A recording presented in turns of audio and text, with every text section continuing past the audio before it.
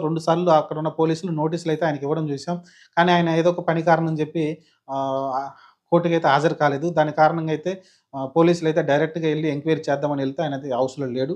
పరారీలో ఉన్నట్టయితే తెలుస్తుంది. మరి ఇప్పుడు ఆంధ్రప్రదేశ్ అలానే తెలంగాణ 2 చోట్లయితే వెతుకుతా ఉన్నారు. చెన్నైలో గూడా వెతుకుతా ఉన్నారు ఆయనెక్కడ ఉన్నాడని. మరి చూద్దాం ఫైనల్‌గా దొరుకుతాడా లేదని చూడాలి.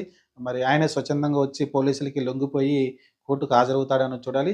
ప్రస్తుతం అయితే ఆహ్, ఇదొక గుణపాఠం. ఎంత పెద్ద వ్యక్తికైనా, ఎంత ఫేమస్ ఉన్నప్పటికీ మనం మాట్లాడే మాట చాలా జాగ్రత్తగా మాట్లాడాల్సి ఉంటుంది. మనం రెగ్యులర్‌గా చెప్పుకునే విషయమే. అందుకని తప్పుని తప్పుగా చూద్దాం. మన కళ్ళ ముందు ఏదైనా జరిగిందంటే దాన్ని అలానే చెప్పే ప్రయత్నం చేద్దాం. దాన్ని వక్రీకరించి వేరేలా చెప్తే ఇలాంటి పరిస్థితే ఉంటుంది. ఆర్‌జీవి అదే పని చేస్తా ఉంటాడు. ఆహ్, ఒక ప్రాబ్లమ్‌ని వేరే కోణంలో చూసి ఇప్పుడైతే ఆయన ఇరుక్కున్నాడు. అది ఆయన ఆయన ఆయన ఆయన ఆయన అలానే ఉంటాడు. ఒక కోణాన్ని ఇప్పుడు దేవుడు ఉన్నాడంటే లేడని చెప్తాడు.